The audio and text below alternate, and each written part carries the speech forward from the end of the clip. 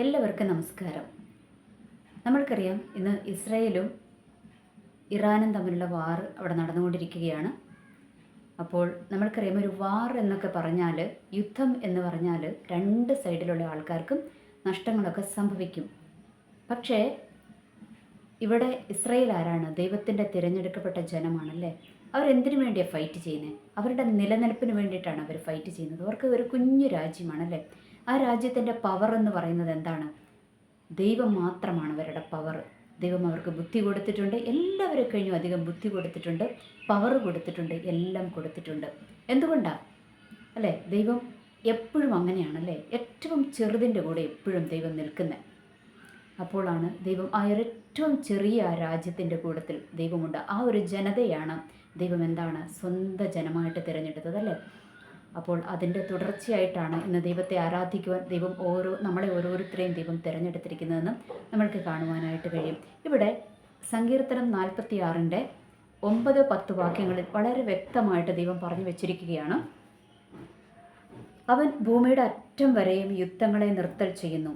അവൻ വില്ലൊടിച്ച് കുന്തം മുറിച്ച് രഥങ്ങളെ തീയിലിട്ട് ചുട്ടുകളയുന്നു. മിണ്ടാതിരുന്ന് ഞാൻ ദൈവമെന്ന് അറിഞ്ഞുകൊള്ളുവിൻ. ഞാൻ ജാതികളുടെ ഇടയിൽ ഉന്നതനാകും, ഞാൻ ഭൂമിയിൽ ഉന്നതനാകും.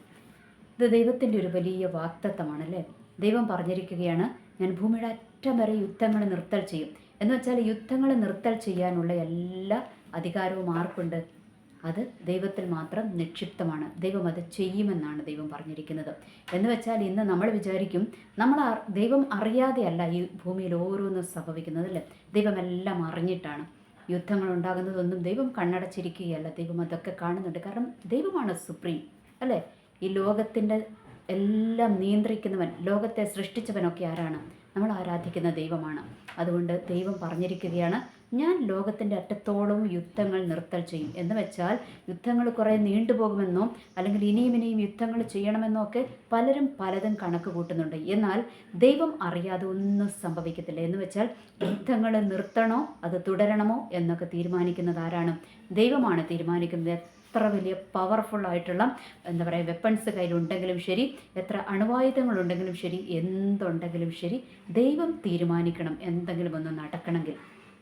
ഓർക്കുക, നമ്മളുടെ ജീവിതത്തിലും അങ്ങനെ തന്നെയാണല്ലേ.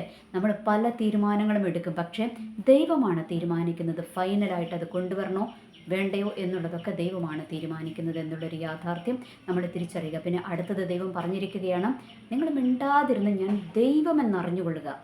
ഞാൻ ചുമ്മാ പറയുന്നതല്ല. ഭൂമിയുടെ അറ്റത്തോളവും യുദ്ധങ്ങൾ നിർത്തൽ ചെയ്യുമെന്ന് ഞാൻ വെറുതെ പറയുന്നതല്ല.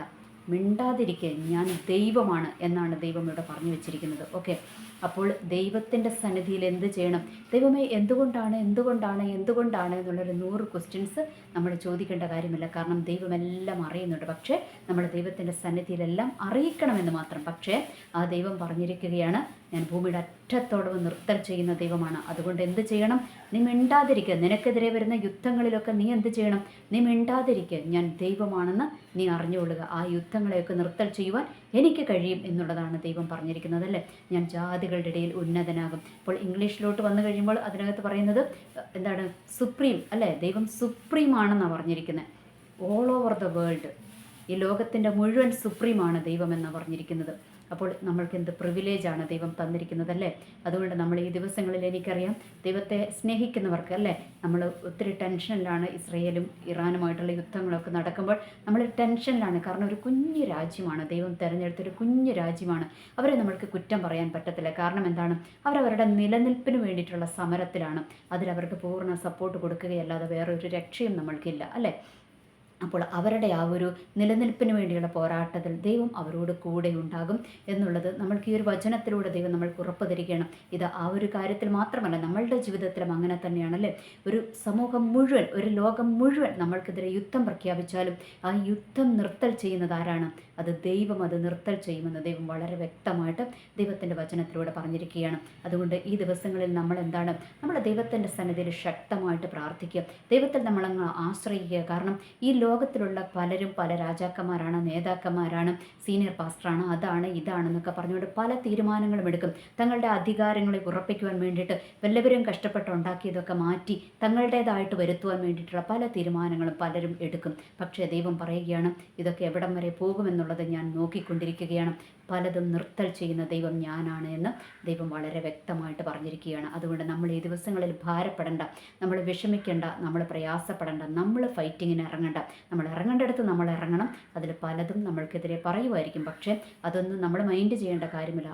ദൈവം നമ്മളുടെ കൂട്ടത്തിലുണ്ട് എന്നുള്ളൊരു ഉറച്ച വിശ്വാസത്തിൽ ഈ ദിവസങ്ങളിൽ മുന്നോട്ട് പോകുവാൻ നമ്മൾക്ക് കഴിയുവാണെങ്കിൽ അവിടെയാണ് നമ്മളുടെ ഒരു ക്രിസ്ത്യൻ ലൈഫിൻ്റെ ജയമിരിക്കുന്നത് എന്നുള്ളൊരു യാഥാർത്ഥ്യം നമ്മൾ തിരിച്ചറിയുക. എനിവേ, എല്ലാവർക്കും നല്ലൊരു ദിവസം ആശംസിക്കുന്നു. നന്ദി, നമസ്കാരം.